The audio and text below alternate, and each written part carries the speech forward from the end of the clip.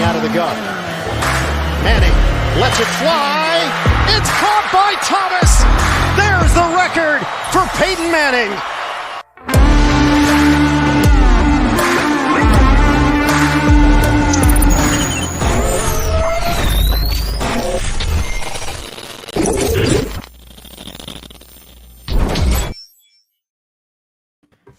And welcome everybody to another brand new episode of the MHRT Podcast. I'm your host, Mundungus Creevy, as always, alongside my co-host, the 6'10", Mr. Boggins, and Glenn Mile High Fiber Hauser.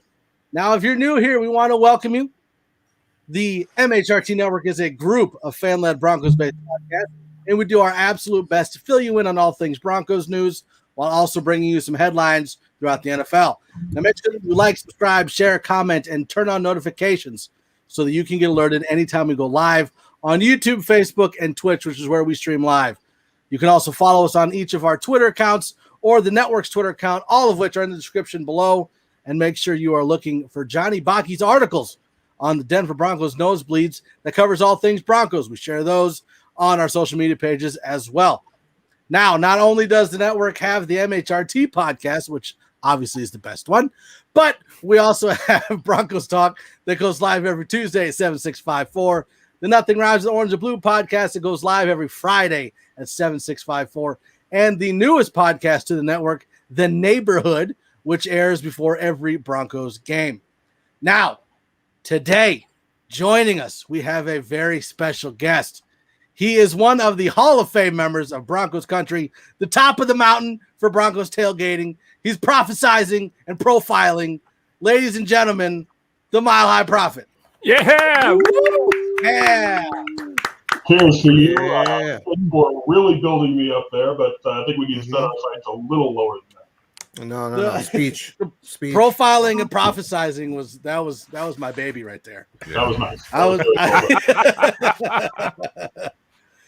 So we obviously have so very much to talk about.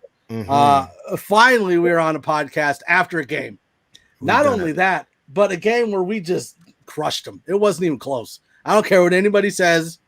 That was not even a close game. Were there people that said it was close? No, but that's what I'm saying. I don't care if they did say that. Oh, okay. I'm getting out ahead of it. I get it. Is there a moment that stands out? Is there a moment that stands out to any of you that was like your favorite moment of the game? Only one. Oh man, that's the worst answer of all time. Why is it the worst answer? Like that's the best you can do. Yeah, we won in September. Von Miller's first sack. Yeah, it's true. That's when we knew Von was back. Yeah. I gotta say that shimmy that Bridgewater put before he threw the ball to Alberto for the touchdown. I mean, that was just amazing. Knocking the souls out people's bodies. Yeah, he was just like it's like something out of Madden. It was beautiful. It was amazing. Well, and it's nuts because, like, I mean, going into the game, you're thinking like, all right, Williams is going to be awesome. Gordon's going to be awesome. You know, we got Judy, we got Sutton, but the best player on the field that day was Teddy Bridgewater, hands down. Agreed. It was awesome. So I didn't realize my favorite moment of the game until just a couple days ago when it was Vaughn behind the scenes mic'd up telling Teddy that he hasn't felt this way since 18 and the pep talks are working and keep it up and that he loves him. And, to me, that just validated the decision. And Vaughn was asked about it today at the press conference and said he forgot he was mic'd up, wasn't really thrilled that it had gotten out there, but stood by. I told him the truth. I told him the truth. Avatar says, I love the touchdown dance by the receivers. Yeah, that was good. Everyone got what that was, right? Yes, of course. Which one? It was the video. What do you mean, which one? The one where everyone strutting behind? Yeah, Teddy strutting behind his high school. Yeah. That was fantastic. Teddy did it for like 2 seconds, and then he was like, no. Shadow Jagger, Flash Gordon moment was spectacular. Yeah. The social media is fantastic. They actually took that Teddy high school video with the and put the different players' faces on the people proceeding. So it's great. I actually think probably my favorite moments is probably the KJ drop, just because people have been talking so much crap about Teddy's deep ball, but like it may be a little underthrown, but it still got there and it should have been a touchdown regardless. So it's like not like he can't throw the ball. He can throw him when he needs to. I mean, I'm excited. I just loved seeing his pocket presence because our interior offensive line was getting ravaged by that the Giants D tackles, Leonard Williams, and they're just like, oh my gosh, just making people his you know what. And Teddy getting outside the pocket and just extending plays and just punching the life out of what is it? Was it Martinez? I think Blake Martinez. I tried to come over there, and Teddy said, "Nah, not today, Satan." No. Yeah, that was. Now, Prophet, you've been around some games. We haven't won a game in September for 3 years. Where does that opening win rank for you in like importance of games to win? We're starting this season in the soft spot in the schedule. We had to come out and dominate the teams we were expected to dominate. If we hadn't, then far too many naysayers in Broncos country would have written the season off after this one game had we not done exactly what we were expected to do. Fortunately, we can now say to those naysayers,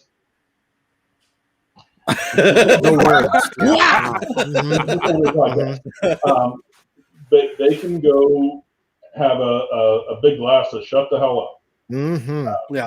We did exactly what we were supposed to do. We had a great game in all three phases. I was so concerned that we were going to be giving up a special teams touchdown or certainly giving up really good field position. And we were able to maintain. So first game out of the gate, we are set to do exactly what we need. Yeah, absolutely. Shout out Jacker with the drop. OMG. So there were 2 points where I was extremely upset. One was the Hamler drop, because come on, you can't drop that. The second one was the Alberto fumble. I was so mad. Like it got to the point where I was like, all right, kick him off the team. Just put Salbert in, and then we don't have to deal with that anymore. I still call BS on that, by the way. That dude's knee was out. He was out of bounds. That was I agree, but still. Yeah, I on the ball. I think the Vic was told that that was not a fumble, and that's why the team went back in. Yeah. And apparently New York, the officials in New York called down and said, keep it a fumble. The VAR, yeah. Mm-hmm. I don't think it was a question of the fumble. It was more, was the defender in bounds when he got That's what I meant. That's what I meant. Yeah. I'm sorry. Mm-hmm. Now, does that rule seem backwards to anybody else? Like, so if they call it a fumble, then they have to prove that it's not a fumble. But shouldn't they call it down and not a fumble, and then they have to prove that it's a fumble? Like, doesn't that seem backwards? No, because that does make more sense. They call it off of reaction, like what they see initially, and then if another like line judge or whatever is like, I don't know, like, you know, they talk about it, and then the challenge happens and whatnot. But like, there's always going to be an initial, like, from that specific view of who called it, what it was, and then now to change it, you need like conclusive evidence. Well, because it's like, if you're looking at it, there was the only way that they didn't call that, or that they called that a fumble, was because they didn't have enough proof to not call it a fumble. So why wouldn't you call it a non-fumble and then have to prove that it's a fumble? You know what I mean? Go with the call on the field to protect the integrity of live football. Oh, I know why. I'm just looking at it through blue and orange glasses. That's why. He was truly laying on the screw the referees. They'll hear us. My other favorite moment was certainly when Flash broke it loose for the big game, because I had a prop bet on Melvin getting, I think it was over 65 combined yards, and before that it was looking really close, like I wasn't going to get there. I'm like, come on, you need to break one. And I was texting back and forth, or tweeting back and forth with Mario Batanzi, and just as I said he's going to break it loose here, boom, he did it. Took advantage of a really weak, tired Giants defense. Gordon ended up with 101 yards for the game. I will say this: the Giants defense did a fairly good job defending the run. Because, I mean, they're a good run Devontae looked good, but he still only averaged 3.2 yards a carry. So up until that point, I will say that the Giants defensive line held the rushing attack at bay. So the Giants defense is not.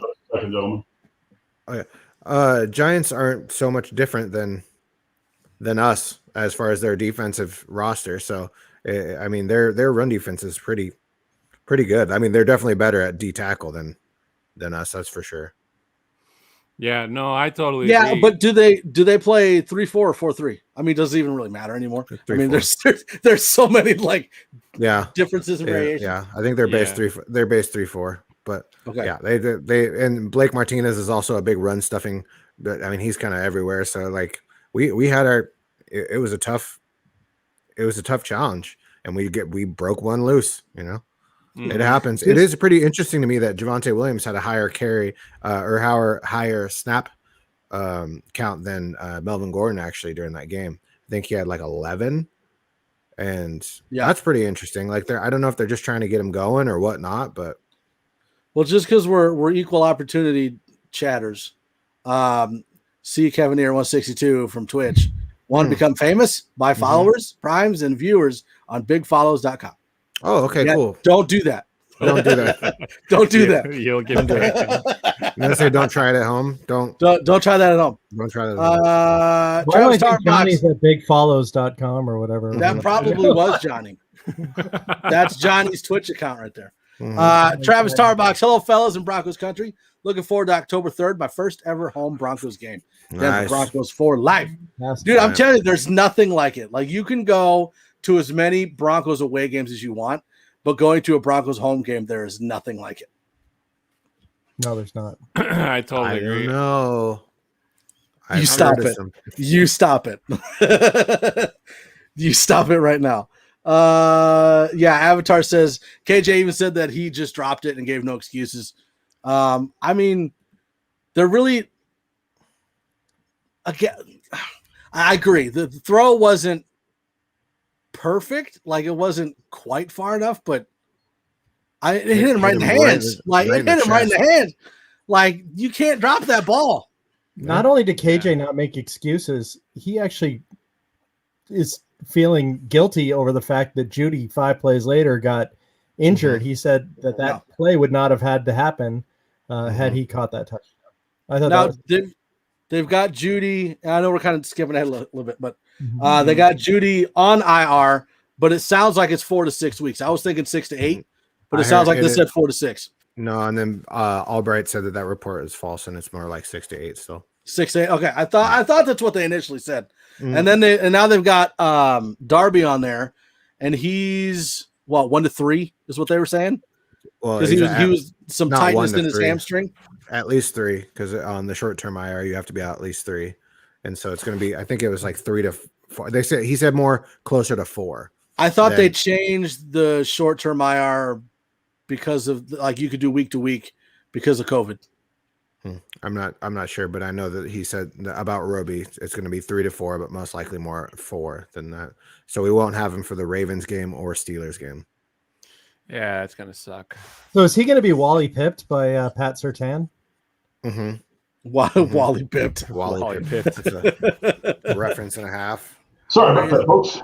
It's all good, Prophet. We were talking about the injury to Judy and Darby. So it sounds like 6 to 8 weeks on Judy, and then 3 to 4 weeks minimum on Darby. You know who comes out of this week smelling like a rose? The General, George Patton. Oh, I thought you meant the insurance company. Yeah, that's what I was thinking. I thought he was going to do the jingle. The fact that he had so many offers for wide receivers and quarterbacks to trade, and he didn't. Yeah. He looks like a genius now. Not that he didn't look pretty damn good before that, but he preserved the deepest rooms we had, knowing that this was certainly a possibility that we were going to face some injuries, and in the areas where we are the most talented, We are still talented. Yeah, obviously, Judy is a special route runner, even in a sophomore year. But his loss for hopefully only 6 weeks or so is not devastating because we're so deep in the room, and because we've got a great tight end room, and presumably, although we didn't see a lot of these plays called, either Flash or Javonte can catch something out of the backfield. Yeah, I think it's pretty interesting that Hinton got called up though instead of like a Tyree Cleveland. I would have for sure thought that Tyree Cleveland. But we gotta have a Hall of Famer on the team, so exactly. you gotta throw Hinton in there. We have a Hall of Famer on the pod and one on the team. All right, now I am supposed to be clear. I was instructed on exactly this point. Pro Football's Ultimate Fan Association is not affiliated with the Pro Football Hall of Fame. They coexist, they complement each other, but I am not in the Hall of Fame. Wow. Well, to us you are. BS from the NFL. I don't listen to what anybody else says. Okay. So I'm gonna write a letter in clarifying that position. You mentioned being in Canton. Tell us about that experience with Peyton and with Atwater. What any behind the scenes experiences that you had with some of these guys? The coolest thing that I had the opportunity to do was the day, I guess it was Sunday. So it was the day after the 2020 class had gone in and the day of the 2021 class going in. They did a kind of a roundtable discussion at the Canton Civic Center. And they invited the members of the PFUFA to come out in character onto this long. There's no other way to describe it but a fashion show runway that went into the audience. So they brought us all out and did that, and then we took our seats in those stands. And then a little while later, I got to get up because we were getting ready to leave. We were leaving early and trying to get back to the hotel to take care of some stuff. And boom, walked right into Peyton Manning. Wow. So I got to say, hey, Peyton was like, hey. I don't think he had ever experienced the prophet in my robes, but that was the most fun thing for the weekend. I'm sorry? Have you met Peyton before? I had not met him before. I met Steve Atwater a handful of times, and he is just the nicest person on earth. If you needed, he'd give you the shirt off his back. But that was the first time I'd had an opportunity to interact with Manning. Did you guys see the Mannings on the Monday night football game? Yeah, I saw the recap. It was hilarious. Fantastic. That was good. When he had the Ravens helmet, he couldn't fit on his head. The Raiders, yeah. I want to ask you: did you get a chance to go to any of the parties or any of the activities after the ceremony? I did not, because it was the year that I was being inducted into the PFUFA. My schedule was very regimented. I had to be at this place at this time, and if I was late, that was going to be a negative thing for me. So I didn't get to do any of that kind of stuff. I didn't go to the game this year because it's Dallas and Pittsburgh. But certainly did the Hall of Fame tour. My wife, God, I don't know how much money she spent in the Hall of Fame gift shop. But just being there for the speeches was really, really wonderful. I have such a special place in my heart for Atwater. That was the one that I really, really wanted to see. I knew Manning was going to be good. I knew Lynch was going to be good. But Atwater is just a special guy to me. So when you travel, are your tablets, are they carry-on or do you check the bag? It depends on the trip. Actually, I have a new set of tablets for this season that a graphic artist friend of mine made. They are a little smaller than the original tablets. I actually had to, when I made the first set of tablets, they had to fit in my largest suitcase. And now these are probably an inch smaller all the way around, and they'll fit in just about anything. But the year that Mr. B went in and Champ Bailey went in, I actually traveled to Canton in robes on the plane carrying the tablets. I don't know why I decided to do that, but I wanted to. And there were several members of the Denver media who were on my flight, and they got on. Must have gotten on before them, and they saw me. It was like, do not leave the gate area before we get a chance to interview. Like, okay. But what really annoyed me, I don't know how many of you have been to either Shanahan Steakhouse or Elway Steakhouse. Both of them have Lombardi Trophy replicas there. Oh, wow. Shanahan's, if you walk in and say, hey, will you let me hold the Lombardi Trophy? They'll say, sure. They open up the lock case and hand it to you. And I tried to do that at Elway's at DIA, dressed in my robes, and they're like, yeah, no, that's not happening. So I need to go back to Shanahan's in character and get that picture taken. Mm-hmm. So not to take sides, but whose steakhouse is better? I don't know that I don't think I've ever had a steak at Elway's. I had brunch there a few years ago, and it was damn good. But Shanahan's is just a few minutes from my house, and that's the place that my family goes back to over and over again. Really good food. So you heard it here first. The prophet likes Shanahan, Morney likes Elway. Mm-hmm. That's what we're good. That's what they're coming away with. The one burns to the ground. Yep, I heard it. That's the soundbite. I heard the hamburgers are great at Shanahan's. Is that the word on the street? I've not had the No, isn't that what Vic? Isn't that when they went out to when they were interviewing Vic? Oh, right. Yeah. And they took him to the steakhouse. Actually, they must have taken him to Elway's if they're interviewing him, and he ended up ordering a hamburger. Yeah, makes sense. I know Elway's got 3 locations. He's got one in Cherry Creek, one downtown, and one at the airport. He's got Vail too. I beg your pardon? There's one in Vail also. Oh, I didn't know that.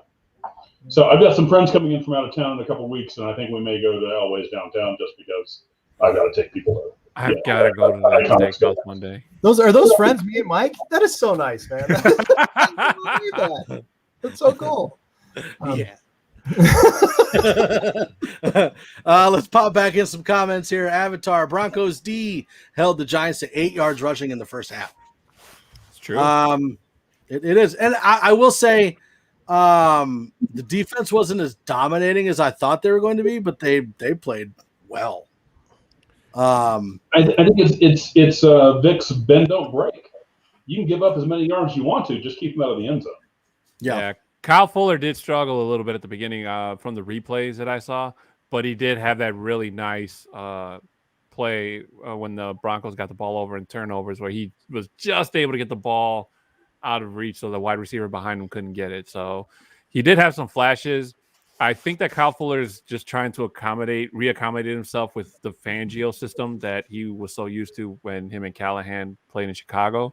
And, obviously playing in the defense they had with Chuck Pagano for 2 years wasn't working. So I feel that Fuller is going to be progress better as the season goes along. Well, we had that touchdown that was over Johnson and Surtain, but I don't really blame Surtain for that. I mean, the tackling was piss poor, but that was more of a broken coverage by Johnson than Surtain, right? Yeah. Because Surtain had to run across the field he tried to push him out, but unfortunately the wide receiver was able to just barely stay in bounds and run. He should have got a little help for that. I mean, don't get me wrong, he was a little behind. He reacted a little too late. He's not totally not at fault for it, but I would say it wasn't all on Surtain. Yeah. Donatel actually said he was asked about it today, and he said that was a team touchdown. That was not a Surtain touchdown. Yeah. Yeah, I agree. EJ, Daniel Jones fumble took all the momentum away from the Giants coming back. Kudos to Honey Bear. I mean, did they have momentum at any point in the game? I will. And I will say that, like, out of the quarterbacks or out of the linebackers, I was more concerned about Josie Jewell to start with. But honestly, I think I would rather see Jewell and Sternot out there with Johnson rotating in. I think I was a little more, by the end of the game, I was a little more concerned about Johnson than I was about Jewell. Mm-hmm. Yeah, the Outlaw had a great game. And I think he showed that he can be the coverage linebacker that we needed him to be. I'm trying to decide if I agree or disagree on Strnad versus Johnson. Yeah, I think I wouldn't mind seeing a little more Strnad, just to see if he is capable of what we think he's going to be long term. He's certainly no worse than Johnson, and I think he can show some flashes where he might be better. So, Prophet, what is it about this team that excites you this year? Well, certainly not the special teams, at least in the season. It's got to be the combination of the shutdown defensive backs, the upfront pressure that we can get with 3, 4, 5 guys, and the amazing amount of offensive talent we've got, from the offensive line to the running backs, tight ends, wide receivers, and from at least from the one game we have to see, Teddy could be the guy to put it all together for us on offense. And I know that a lot of people bash the moniker of game manager.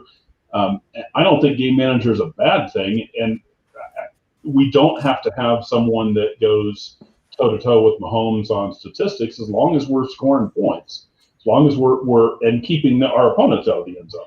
So the game manager is not necessarily a bad thing, but I don't think this last week was a game manager kind of game. Teddy drove the ball.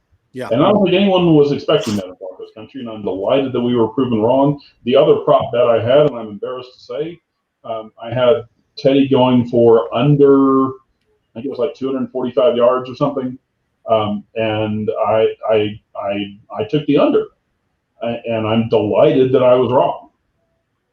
And to be clear, when I am doing things as the prophet and consulting with the Oracle at Mile High, I do not consult with the Oracle when I'm making my sports wager. That would be an unfair advantage. Mm-hmm. That's true. That's what I've heard. So I'm gonna like seeing into the future. I'm gonna attempt. Tell me if I get the name right. Hamza Abdikarim. Tell me if I got it right. New name. Welcome in. Teddy B was amazing against the Giants. He had the highest QBR in the entire NFL. I was so wrong about it. And I think a lot of that goes back to a lot of people looking at what he did with the Panthers last year and not comparing it to a more comparable situation like when he was with the Saints or something like that. Going back to kind of what the prophet said, so completions and attempts, it was 28 for 36. And then his average per pass was 7.3 yards. So, that's not bad at all. Who was in the cellar for QB ratings? Our next opponent, Trevor Lawrence. Yeah. Mm-hmm. Yep. He was 30 out of 31 ranked quarterback. Mm-hmm. Yeah. Well, so he had the yards per pass. But then you look at the average time of possession, like the Giants was 24 minutes and 52 seconds. Denver's was 35 minutes and 8 seconds. So he was getting the yards and the rush yards, and we were holding on to the ball, which is exactly what we want to do. Yeah, no, I totally agree with you, Hamza, and I'm on that same boat too. I said it a couple of days ago where I admit I ate crow and my whole statement went back to when the whole rumors started going around about Teddy Bridgewater even being considered by George Payton to come to Denver. And I was the first one to be like, no, don't want him. We don't need him. We have Drew Lock. He's going to get another year. And, then he came along, and then he went to training camp, and, the rest is history, as they say. So he won me over. So I think that the team is in really good hands with Teddy Bridgewater, and knock on wood, hopefully, no injuries or nothing where we have to resort, I should say, to our backup quarterback to try to keep the season afloat. Buddy, you got it right. Love the show. Bam, I got it right. For me, with Teddy, it's the stories of the leadership. I'm sorry, Boggins. Very good. The little tidbits that we're now coming to find out. KJ Hamler yesterday divulged that a week after the last preseason game, Teddy had KJ's locker moved next to him so he could take And they're like, why would he do that? And he said he wanted to take a young guy under his wing and mentor him. Now, but when you heard that, did you get the impression that was something that Teddy and KJ had discussed, or was it just Teddy went to the equipment people and said, make this happen? It didn't sound like KJ had much of a choice. I think it sounds like it was all Teddy's idea. That's how I took it. Yeah. I mean, Avatar says Teddy has won a lot of people over. Agreed. Yep. His big smile when he got his helmet knocked off for the third time. They said it was a busted chin strap, right? Because they ended up having to screw it on there. I don't know. Yeah. I don't know. I don't care. Fix it, Teddy. I don't care. Fix it. I mean, it looks good. Equipment managers. That's Yeah. But it was great because it helps with that call for sure. And I will take it. But with that smile, he's just winning all of our hearts, And I think that smile if the helmet keeps getting knocked off. And that's true. It's going to be a little more crooked. Yeah, that's for sure. Yep. I think that with this next game, maybe the run game will get going a little bit more, a little better, and that'll make Teddy look even better. I think that'll be able to set up the play action even more than we did when we couldn't run against the Giants, and we still was looking real good. And he can get outside the pocket and still make plays. A lot of people were questioning his arm. Now he did miss that one throw to Noah Fant was pretty rough, but you could tell he knew right after he threw it that was just a terrible throw. But I think we'll be in good hands. Johnny jumping in here. Hey guys, what's up, Prophet? Nothing, podcast killer. We're just chilling in here. Podcast killer. Wow. That was Johnny didn't deserve that. That's wow. Johnny. That's Johnny's Halloween. We obviously didn't tune in the other day. Yeah. Let's kind of make that switch. We're getting some questions about the Jags game. So starting out with Mark from Georgia, how many sacks will Vaughn get against the Jags? I was surprised actually that they didn't get 5. Right? I said 5. I said 5 against the Giants, and they only got. Did they get 3 or 2? Was Vaughn was the only one that, or Vaughn Malik got 1? Yeah, Vaughn got 2. Malik got 1, I believe. Yeah, so only let me double check. Only 3, but I think 2. All it was just Vaughn's 2. It was only 2. Yeah, I'll say 2 or 3 for the Jags as well. Their offensive line isn't that great, and Trevor Lawrence is still learning. Even though he gets the ball out really quick, he goes to his first read real quick. So we'll see. I'm sure that they will account for our pass rush, especially if Bradley Chubb is back. Oh, because they counted that Jewel one as a fumble, not a sack.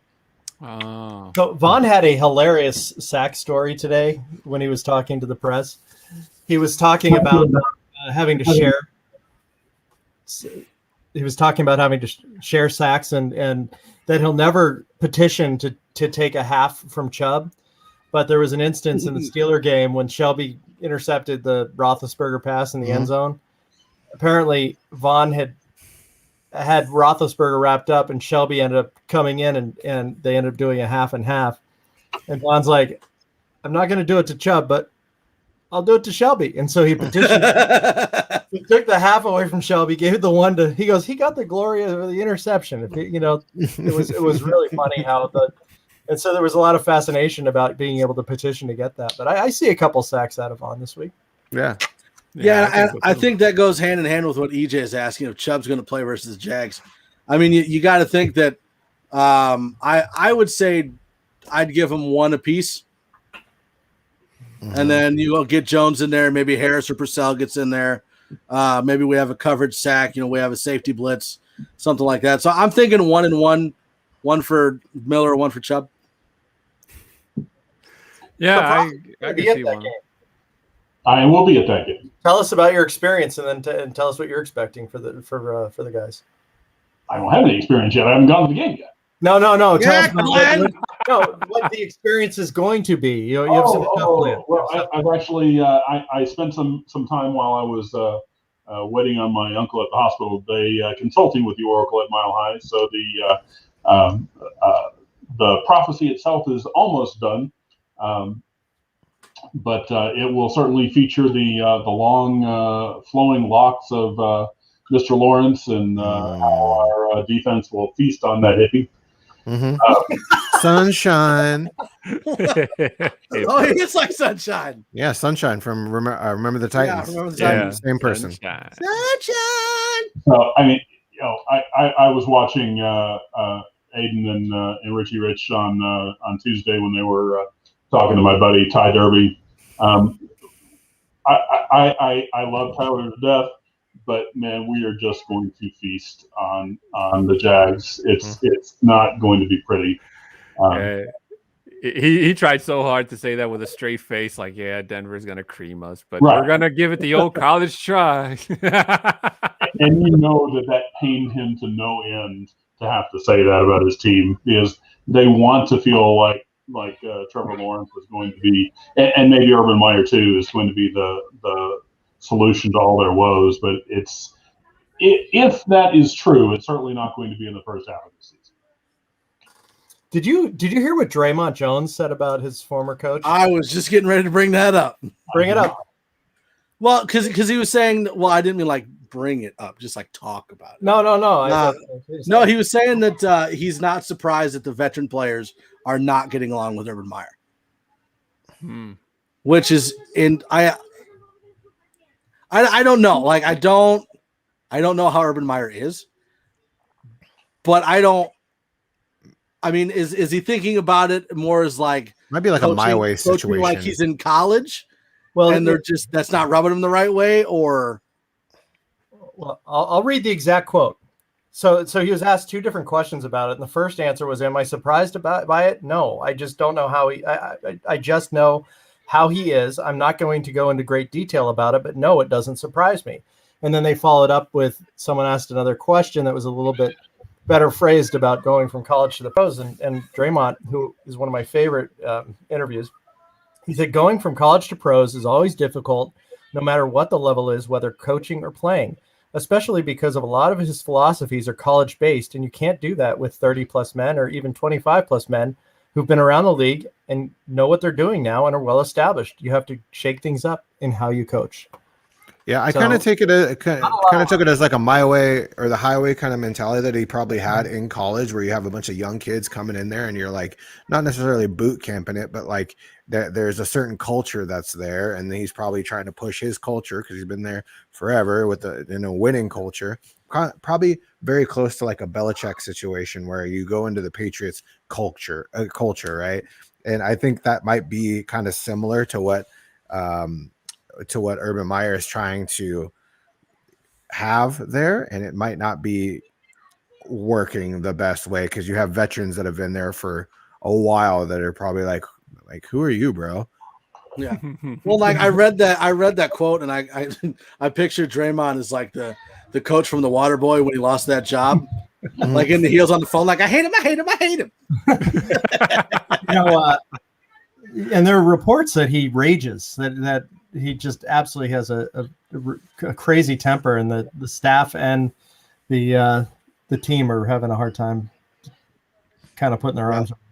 Well, I would be delighted if he stayed at Jacksonville through this weekend and then goes to USC, because that way my Broncos can beat him this week and my Irish can beat him in a few weeks. So we got one from Landon. Who do you think is going to be the player of the game? PS2. I'd probably say Vaughn for this game. Probably Teddy Bridgewater. No. Oh, yeah. I'm going to say probably. Teddy Bridgewater would probably be my second pick. Mm-hmm. I think that's the easy pick. Man, player of the game to put on PS2. He got beat a couple times, and he's certainly going to learn from that. Is he ready to be the breakout player of the week? Maybe. I'm going to go a little safe, and I'm going to say I'm going to go with safety. Why am I drawing a blank on our Simmons or Jackson? Simmons or Jackson. Thank you. Yeah. Mm-hmm. Cool. I'm going to go with Draymond. I think I can see him. I can see him making a sack or a fumble recovery right on the Jags sideline and just kind of looking over it. Screw you, Urban. Wouldn't surprise me. Mark from Georgia. This is Mark Langley. Hi, Mark. Hi, Mark. What's up, Mark? My high salute to you, sir. So, Prophet, you're going to be doing a tailgate prior to the game. Talk to us about that. It is the game day tailgate experience. Anyone who's listening who might find themselves at the Jags game, go to gtepresents.com, and if you use the discount code PROPHET, you'll get 10% off your tailgate experience tickets. I have not dealt with these people before this season. They seem to have a pretty good reputation. They're going to be TJ Ward from Super Bowl 50 is going to be there. There's going to be a retired Jags player that's going to be there. I can't remember her name, but a very attractive sideline reporter from CBS Sports is going to be there. Jenny Dell. Yeah, there you go. So unlimited food, unlimited drinks. If it's an attractive reporter, Glenn knows who their name is. So just talk to Glenn. James Palmer. James Palmer, Benjamin Albright, Ryan Edwards. I think Kyle Brady is the Jags player that's coming. Right. Yeah. So I think it's going to be a good time. I plan to. I don't know if I will be allowed to, but I plan to do the ceremonial reading of the prophecy at the tailgate, like I would do at a home game. We'll see if they will give me the microphone for that. I'm not sure. None of you guys have been to my tailgate party, and we need to fix that. But there, along with the ceremonial reading of the prophecy, there's also the ceremonial thunder bomb shots. I don't know if I'm going to be able to pull that off because they're kind of labor intensive. They are a tequila based drink. They come in a bomb shot cup, so you got a shot glass within a larger glass. So we have a distinctly blue section, a distinctly orange section. The blue is tequila and blue curacao. The orange is orange juice, peach juice, a little Cointreau, and to top it off, some orange crush soda. Nice. I'm orange side. It sounds like a beach drink. It is very tasty. It is very refreshing. It does not have a ton of alcohol, so you're not going to get wasted on it, which is we are trying to be a responsible tailgate, especially since I'm a criminal defense lawyer and I don't want to be the reason someone is getting arrested. But it's really tasty, and I'm looking forward to. So it was Glenn. Who else was coming to the game? Mike. Okay. I'll be there. Excellent. I'm going to try to make it. Okay. You're not invited. I promise. I'll be on the other side of the stadium. You're not invited. My tailgate, sir. It's a 6'5" height limit. You can't come. I'm going to be spending the next 3.5 hours. I'll bring a wheelchair. So you can kick it up a notch if you have to. Yeah. Go nuts. Hamza coming back in with, I'm a Broncos fan that lives in Minnesota, so I also kind of follow the Vikings because I'm from here, but the Vikings fans absolutely love Teddy here. They're still sad that he's gone. He was so loved. That's good to know. Yeah. It is good to know. That's what I've heard. The whole organization loves him. The fans love him. I remember when he came back out and played, and the whole entire stadium, it didn't go very well, but like the whole stadium was very supportive. And you kept on hearing the stories in preseason about how much the players loved him. And I was wondering how much of that was hyperbole, but after this week, especially the Vaughn being mic'd up, man, I'm really starting to be a believer. I think it's interesting and very telling to like a guy like that. Also, you have who like doesn't seem like someone that would talk crap about people, but like he had something to say about Joe Brady when after he left, when he was mentioning the whole like practicing not doing 2-minute drills and not practicing a lot of red zone stuff. Like you don't, that doesn't really match up, right? You hear like all these good stories from him, and then he's talking crap about Joe Brady. You're like, maybe there's a reason it didn't really work out in Carolina. Maybe it was Joe Brady or Matt Rule. Well, and the fact that Teddy never says anything bad about anybody. Yeah. So the fact that he actually said something bad about someone, it's like, wow. Yeah. Like it was wow. a shock. Mile High 6, the day of the game, I came back from the fishing store. Nice. Getting some stuff because I'm going to go fishing Saturday. I saw a car with 2 Broncos hats on the back. I live in Ontario, Canada. That was probably a sign we were going to win. Yeah, anytime I see anything Broncos outside of my house, like close to a game, it's a sign we're going to win. It doesn't matter. It was probably Richie's car. It probably was. Johnny says Tim Patrick, I believe, for player of the game. I could see that. Yeah. Well, and that was one thing I was going to ask. Is it going to be Tim Patrick and Cortland Sutton on the outside with Hamler in the slot? Or are we going to have Hamler on the outside with Patrick in the slot? Probably the former, but like depending on the scheme, obviously. But I think that the main matchup is going to be that with a lot of, I think it's going to be a lot of 12 personnel, like we've been seeing in this last game with 2 tight ends. That seemed to work really well. Great for pass pro and great for the tight ends, Yeah. I want to see some 21 packages. I want to see both Flash Gordon and Javonte Williams on the field at the same time. Interesting. Where'd it go? Travis Tarbox. Cool. Yeah, that would be cool. How good is the Jags O-line? How good is the Jags O-line? Just curious. Well, let's take a gander here. It's not. Let's see. Total yards. The Jags were at 395. 319 of that was passing. 76 was rushing. So I'm going to go with probably not the greatest.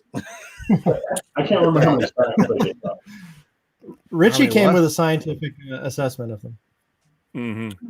I know that a lot of Jags fans were not happy when they drafted Etienne instead of an offensive lineman as their second overall pick. Yeah, or their second first round pick. With James Robinson sitting there like, bro, really? Yeah. Well, and especially now with because Etienne's out for the year, right? Yeah. Sure is. I don't know if he would have made that much of a difference, but you kind of wonder. Mm-hmm. But I mean, at the same time, you look at the Jags and it's like, is there even a chance? Like, I know it's the NFL and everyone has a chance, but there's absolutely a chance. You look at the Jags and like the first thing in your mind is 0-17. Like, I think there's more of a chance for that than beating the Broncos. I thought that about the Houston Texans. Thought they would be just like roll over, the floor wiped with them and but the Texans are going to go 1-16. Maybe they were going against the Jags. Like, the Jags defense isn't like they have some players. But that would make the Jags the first team in NFL history to go 0-17. That's true. Yeah, that's true. So they could be history making this year. The number one pick again. Wonderful time. I was wondering about that. I was like, imagine if the Jaguars get number 1 overall pick. What happens then? Like they're not obviously not going to get rid of Trevor Lawrence, but they I don't know who they would trade back. Yeah, but everybody knows that they're not going to get a quarterback. So why would they care? They would just wait if they're right on, like pretty close to underneath them. And there's tons of quarterbacks this year. So yeah, but unless there's not like a clear cut number 1 quarterback, but there's a clear cut like wide receiver or a corner or linebacker or there's a corner and there's a edge rusher that are probably going to be up there. But like, I don't know. I just feel like number 1 overall pick for a decent edge rusher is going to be like, ugh. You know what? I feel bad that ugly draft. It's going to be an ugly draft. I haven't started watching college football like I told you I was, Boggins, so I apologize, but I'm going to start this You failed. My Prophet in the chat like Glassman. Don't get me wrong. There is alcohol in the Thunder Bomb, just a responsible amount. You got to love it when your guest is on the show and in the chat. It's more like a fair mixed drink. When you go dedication. When you go to like a boss. Yeah, when you go to like a fair and you get an alcoholic drink, it's like technically there's alcohol in it. Oh, by the way, I just want to mention because I just saw her in the comments. I jumped into that Broncos conversation with Bree and I don't know the names of the other people that were in there, but that was one of the most really cool Broncos conversations aside from this podcast that I have ever been in. And unfortunately I didn't know how to chime in, but which one was that open Twitter forum or whatever? Yeah, that open forum one. It was really cool. You just got to hit request on the microphone. It's Wednesday something. Wednesday Immaculate something. Immaculate Wednesday something. Yeah. Say cornerback, watch the world burn. And Bree had a thunder bomb just a couple weeks ago. She knows how good they are. Yeah, she said the thunder bomb rocks. I think she might have had a couple.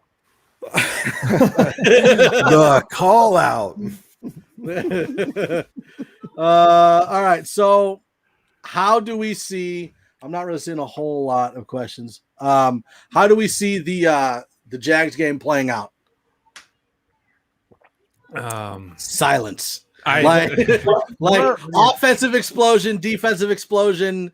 Do the Jags just surrender after we put up 80 points? Yeah. Like how do we see this game going down? I think it's going to be more of a offensive show out by our offense, just pretty much picking off where they left off against the Giants. The defense is going to have their moments because from what Ty Derby was telling us 2 days ago, Trevor Lawrence is staring down his receivers. So, against an experienced cornerback and a linebacker, all they have to do is just pick it out, and they'll make Trevor Lawrence's day even more uncomfortable than this past Sunday. And that's why I think that Simmons is going to have a fantastic game because he is so good at reading quarterbacks' eyes. Mm-hmm. Yeah, I think it's probably going to be a little bit closer of a game as far as because I think the Broncos are going to pretty much dominate in all aspects. So I think they're going to run the clock a lot. So I think it'll probably be like a 27 or 21-7 or something like that because I think they'll be able to control the clock so much that it'll just be like it might be a quick game. Yeah, I'm thinking 34-10.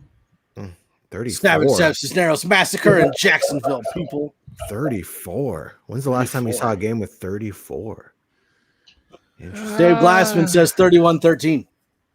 I'd probably say 40 this time. 40. I think I had 40 is even harder.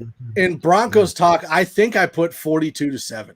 Yeah, you did. It was like 42-7. 42-7, and that's because like even with good nights, that's a little much. 483 to nothing. That's a matter right there. I mean, even if Teddy's taking a back, so let's say that Teddy takes a back seat in the second half and they're running the ball. Even running the ball, you got to think that they're going to be able to break one for touchdown like every other possession. Like that's the explosive power that we have with Gordon and Williams. Don't doubt it. I'm doubting it. Don't forget a defensive touchdown. Yeah. I'm trying to find the line for the over-under. It's sitting at 45 right now. Mm-hmm. I'm leaning the under on that. Mm-hmm. I'm the under by one. Yeah. Let's see here. Dave Glassman, 2 field goals and a garbage time touchdown. Exactly. That's the trouble with predicting this stuff is the garbage time stuff. Yeah. See, I was so close in the Giants game too, and then they scored that garbage time touchdown. I was like, oh man! And then I won. But like garbage time touchdown isn't like as prevalent with us because we still have, I mean, a really good red zone defense. I mean, Daniel Jones couldn't find anybody to throw to, so he kept running up the middle. Like that was like his desperation that worked. And it's like you're as a defensive coordinator, you're going to take that whatever. Like, sure. And so at the end of the game, it was just like, oh, okay, whatever. Well, and I think that brings up the question, if we have Darby out and PS2 in, who is PS2 going to be covering? I mean, there's Shark, outside. And is there anybody else? I don't think you're going to follow. Yeah, Marvin Jones. Chenault? What do you? Yeah, Laviska Chenault, DJ Chark. No, that's any good. Dude, Laviska I didn't mean like literally. Is there any other player? Dude, Laviska's a CU guy. You cannot. Yeah, but you said Corey Davis was terrible, and now you're talking about how this guy's good. So I can't trust anything that you say. Yeah, Laviska's legit. Okay, he's doing it, and he's in a college offense essentially now, which is like how he thrived at Colorado. So he's looking good. I'm sure he's like their Percy Harvin. So are you more concerned about corners with PS2 or linebackers covering the pass? After Josie's performance, I'm not as concerned about linebackers in coverage. Okay. I can see that. How about is neither a choice? Yeah. neither a choice. Richie Rich, 42-9 Broncos. Avatar says 30-15 Broncos. Mark, 35-17. EJ, 38-10. Lord in heaven. Johnny, 27-10. That's a long game, Landon. The 483-0. That's a long game. KB82, 24-6. Bree says 34-6. Oh, they pull the Falcons. Mark has Bowles as player of the game. Huh. Who? Oh, yeah. Bowles. What do you mean who? Bowles. Like, who talks about offensive linemen? Well, I recognize that with the Broncos commandments, but I don't know that it's ever going to be enough to make them the player of the game. Mm-hmm. Did you hear how upset he is about not an offensive lineman not being a captain on that team? Did you hear any of his remarks about that? He was pretty bent out of shape about that. Like, he even referenced that the Broncos are the only team that doesn't have a lineman as a captain. So something he can strive for. He wants to be a captain. There's so much to talk about. I forgot the main point. Glasgow. Oh yeah. Do we know if he's okay? First of all, do we even know what the actual issue was? I know he was having an irregular heartbeat, but from what? It hasn't been revealed yet. What Albright was saying is that stuff that he can't really, because of like he can't release the information essentially that they kind of have an idea what it is, and he can't really say how long it's going to last. But the way he was talking about it seems like it's a situation that is going to be semi-resolved decently fast. So like maybe not. He's not playing this game, but semi and decently. That's a lot of maybes. We get to see our first full game of Netane Moody's. I will say, vague. Moody is a very good run blocker, but makes me he's not the best at pass blocking yet. Well, that one scramble, the incredible scramble drill that Bridgewater had, that pocket just collapsed, especially on the right side. And I think that was after Graham had left the game. Yeah. So I'm assuming that was Moody in there. I kept watching the replay trying to see the number on that jersey, and I never could. But I'm assuming it was Moody, and man, he got bowled over on the right side of the line. Yeah. So Shermer today actually used the term heroic when he was talking about Glasgow, and said that it's the type of thing that the other players on the team are going to take a lot from. That here's a guy that was struggling, stayed in the game, was one of the pivotal players on freeing up Melvin on his 70-yard run, and sure enough, then you come to find out that he spends the night in the hospital. Well, did he say that he started having the issue on the third series or the third play? I don't remember. It was either like the second or third series or the second or third play, and he played through it the whole game. Yeah. And I don't know. I've certainly treated enough people who have had heart arrhythmias. I don't know exactly what he was facing. It could be supraventricular tachycardia, where your heart starts beating like 200 times a minute. It could be atrial fibrillation, where the top chambers are just kind of fluttering or quivering. There's atrial flutter. There's all sorts of things it could be. The fact that he spent the night in the hospital is what really concerned me the most, because most of the time, an otherwise young, healthy person going in with any of those things is not going to spend the night in the hospital. That was what really kind of freaked me out. Even if it's his first time going into AFib?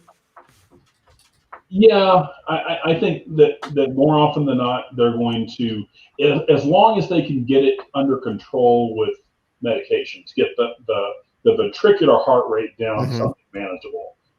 Most of the time, those people don't spend the night in the hospital. Gotcha. Yeah. Okay. Now, I'm 20 years out from my most recent medical experience, so the standards of care might have changed a little bit. But I don't think bodies change very much. No, but and the standards of care might change. Wider, thinner, all the time. Danny Trujillo says, I think this is the first of 3 games, Denver's D will not give up a touchdown. Or this is the one. Oh, I think this is. I'm just going to assume he's saying that this is the game of the first 3 that the defense will not allow a touchdown. I agree. That's what he means. Yeah, maybe. That's certainly bold given how many yards Trevor Lawrence put up. One of those could easily break free, but I think we've got a better secondary than the Texans. I was saying that also goes back to how good exactly is the Texans defense and just how bad are the Jags. Yeah, and that's true. And for the record, I do celebrate that only because my brother is a diehard Texans fan and thinks that I'm a traitor to my Texas heritage for not doing it. So anytime that I can celebrate a Texans dumpster fire that I expect this season to be, I'm a happy man. Yeah, Texans dumpster fire. That's where we go. I really do think that the Jaguars offense is going to be very similar to the Giants offense, but their defense is going to be nowhere close to the Giants defense. Yeah. On BetMGM, the over-under for Lawrence is 252.5. The over-under for Bridgewater is 256.5. They're not expecting a great deal of difference in passing yards. Yeah. See, I was going to put Teddy at 3-3, 300 yards, 3 touchdowns. I don't know about that. See, that's tough because there's going to be a lot of running on the Broncos side. Right, but there's going to be the Jags covers covering our wide receivers isn't even close. So it's like, you get the ball out to wide receiver, they're going to have space. They have decent cornerbacks. Meh. They have Griffin and then they have TJ. Yeah, you Henderson. can flip a coin. You get the same result on that, Boggins. We'll see. What else do they have? Don't you see them throwing a bomb to KJ? Like maybe that same play that they. Yeah, that's what I'm saying. Like you've got to think there's going to be one where they just chuck it. Yeah. Especially with you got Sutton, you got Patrick, and you got Hamler. All 3 are going to be like Patrick is going to be your possession receiver. Sutton is going to be the guy that can get it no matter where it's at. And Hamler's going to be the one that can burn anybody trying to cover him. So you got to think there's going to be a bomb in there somewhere. Bomb to fans. Let's not forget yards after the catch from the tight ends. I think we'll see another deep pass to Hamler. That's my prediction. Sometimes these negatives really can be positive. I'm thinking about I'll mention Drew is, obviously it's devastating for him to not be the starter, but how beneficial for his long-term career to be behind someone like Teddy and seeing how he operates and wins over the locker room. That's going to help him. And for KJ, the best thing that probably could have happened to him this season is to drop a pass like that, because now he's resigned himself that he's not going to ever do that again. Obviously he possibly could, but even making a coach, asking a coach to stay after practice the other day and catching 100 balls over the shoulder. These are the types of things that these guys are just going to build upon. And, when I asked Prophet about what excites him about this team, with me, this team just seems so together. And, obviously things could fall apart if some losses pile up, but we're starting off on such a good note. I'm so excited about this year. Yeah.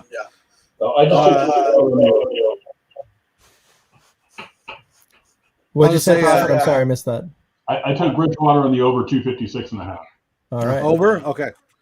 Travis Tarbox, 35-10. Mile High 6 is 31-20. Hamza. Sorry. Hamza. I was going to say, H-A.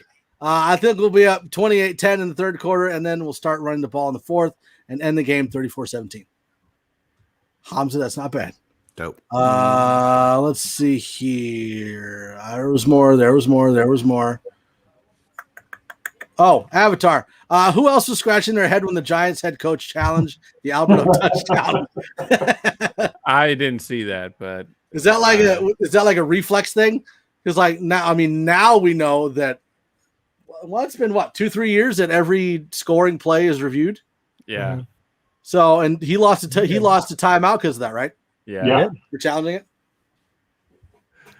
Oh, that's funny. And people were giving Vic all sorts of grief in his first year for those kinds of bonehead moves, but man, that was a bonehead move. And that one was praising Vic for all the fourth down efforts, going for it 3 times. Yeah. Johnny says, I sincerely hope that Munchak can figure out how to strengthen our guys on the interior offensive line. PFF, for what they're worth, rated them all at the bottom of the pack this week. Were they really? Yeah, they weren't great. I don't listen to PFF. It was rough in pass pro. Mm-hmm. Okay. They got, but the Giants' defensive line is no slouch. Yeah. Trevor Lawrence is like the character that ruined that 70s show. Oh, Josh Myers. Josh Myers' parents live down the street from me here. Bree, Sutton will see more reps. Fant will be utilized more, and definitely a Hamler deep. See, Mark says Pookie will get 135 yards. Woo, that's really grateful. That'd be great. I'll take it. I'll take it. Oh, Rich has a question for Prophet. What point of the game were you referring to on the right side collapsing? Rewatching the game again tonight, I'll pull a screen cap. It was the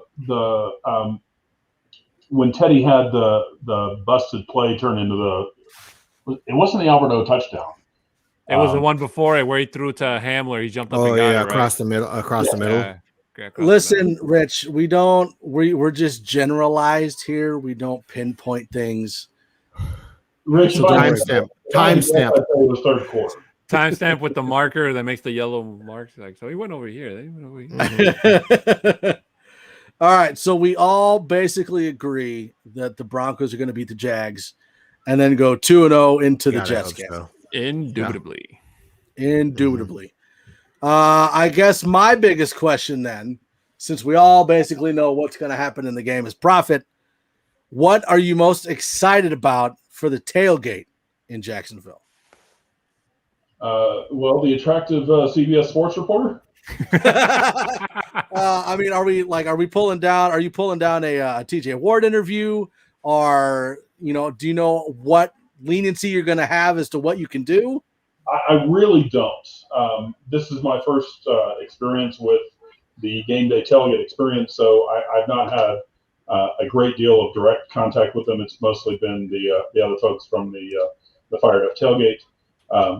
But I'm really looking forward to it. This is my second road tailgate experience as a Broncos fan.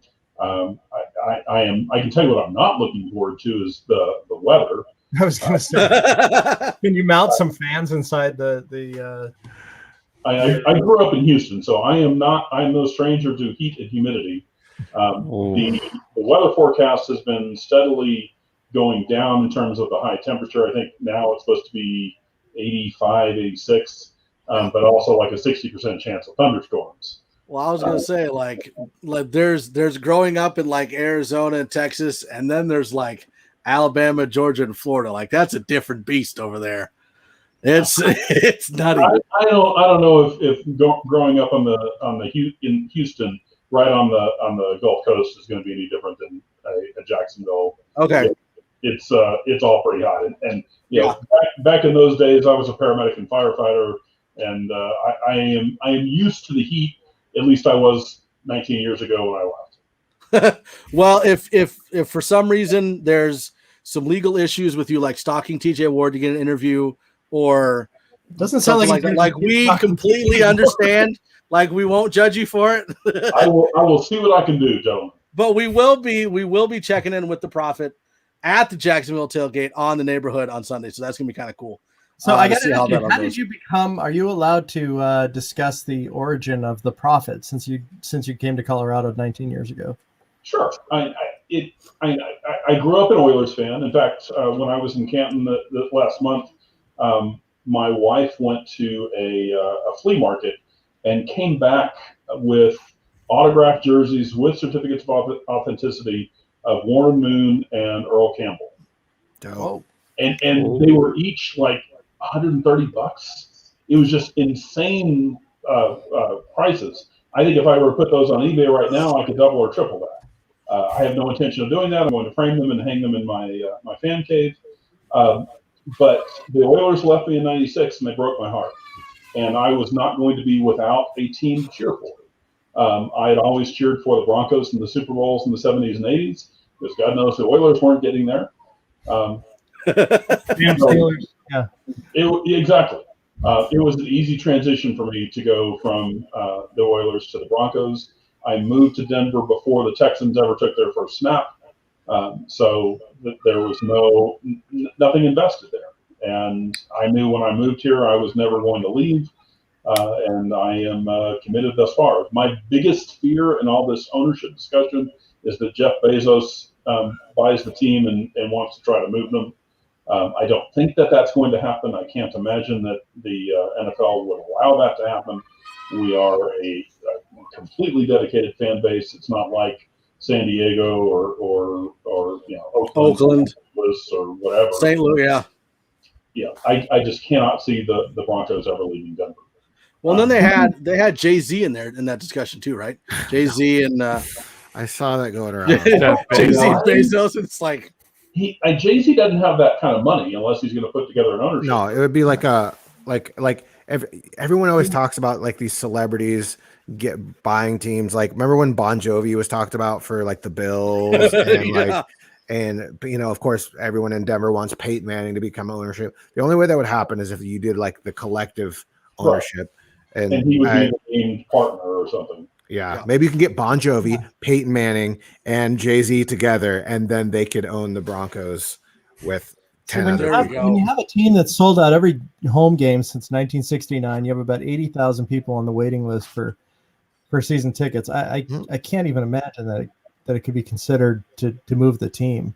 That's why I think it's an irrational fear of mine. I don't think it's ever going to happen. I can't be like a guy that has that kind of money that he could literally write a check tomorrow. And what kind of facilities could we have at that? Pretty amazing. So, space. KBA does have a thought on where the team could move. Mm-hmm. Yeah, Bezos is going to move him to space. Yeah. Well, and I was going to say the one right before that was kind of the last question I want we talk about. What kind of stats and wins do you guys think Teddy needs to get an extension? I always said that like 250 average and 2 touchdowns. I mean, you're looking at over 4,000 yards and like over 35 touchdowns. Done. Yeah, I can see that. I mean, I'm not saying that that's what he has to get. I'm saying that's what I think he can get. Mm-hmm. Yeah, I think maybe 3,200 or something, and maybe 24, 25 touchdowns. I don't think he has to do that much because I don't think, like, if we're going to move on from Drew Lock, I think that Teddy is going to still stay here as we probably draft another quarterback, or if we decide to go a veteran route, then Teddy won't be here at all. So it's I think it's going to be one or the other. Well, and I told Glenn, like, if he's just an average quarterback, like, we have to remember Teddy Bridgewater's 28 years old. I mean, we could get 10 more years of Teddy Bridgewater without really, struggling that much. I mean, if he's just an average quarterback that we're able to keep the team similar to what we have now,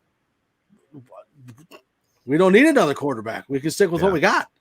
Mm-hmm. And I think it'll be interesting to see what happens with Drew, because like he's going to be entering his last year in his contract, and you could either, like, if you have enough confidence in him as your, like, you're do the same thing over that we did this last year, and we bring someone else in with him as the incumbent, not the incumbent starter, but like the starter or whatnot, or if you have him as your backup, or if you let him or if you release him and just let him find his own path instead of like, having him along for his last year in his contract and then dumping him anyways.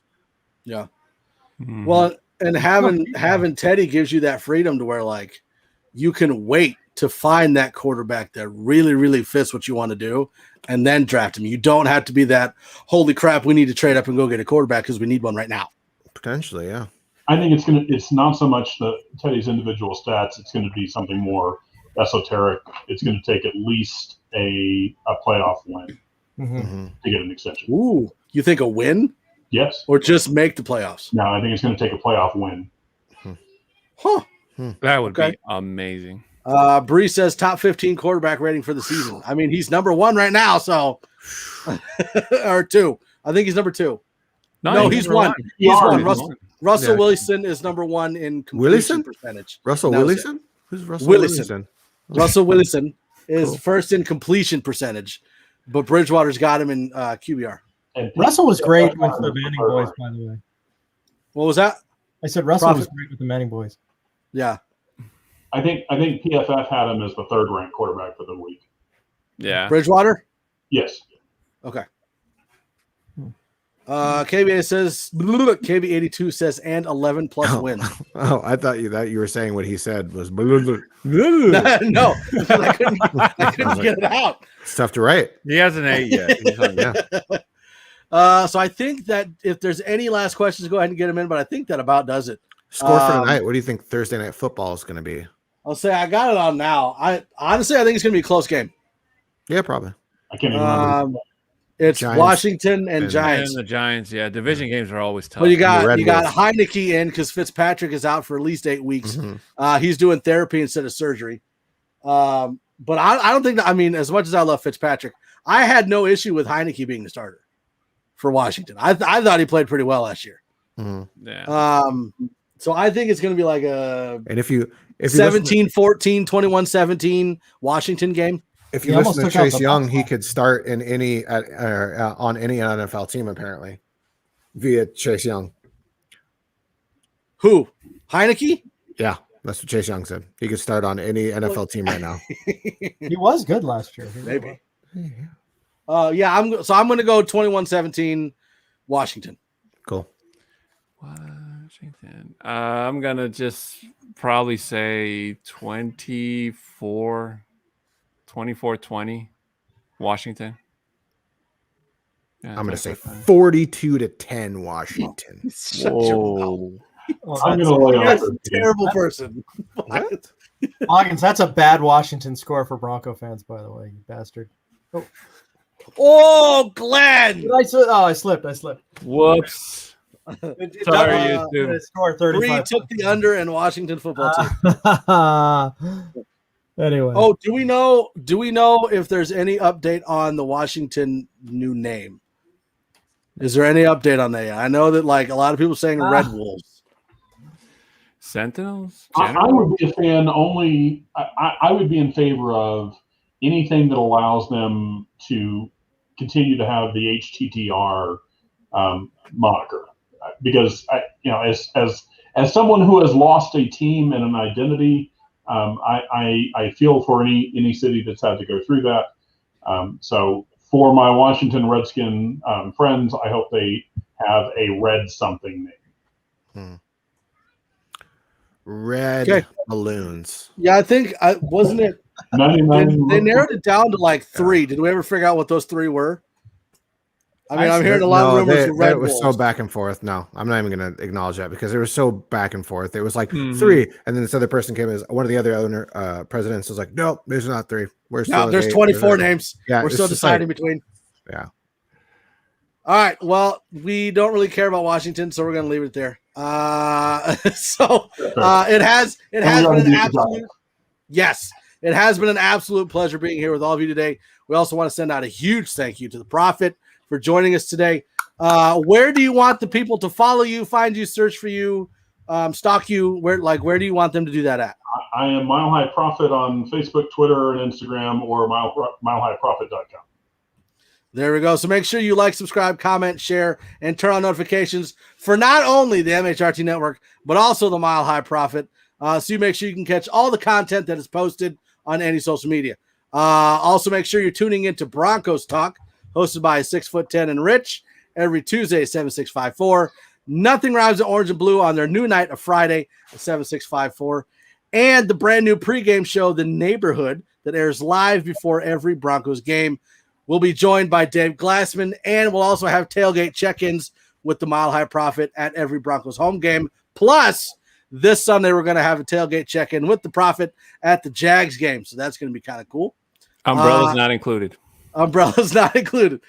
You can also catch the audio versions of all of the network's podcasts on all of the major podcast streaming services. Links are in the description. We love you all. We love Broncos country. Go Broncos. And we're going to end it with a Mile High Five. I don't care what you say, Boggins. We're going to do it. So arms out. Mile High Five. Done. There we go. All right, everybody. Broncos. Go watch the game. It started, and we will see the Washington Giants game. Watch that one. And we'll see you on Sunday for the Broncos and the Jags game. Have a good night, everybody. Hasta luego.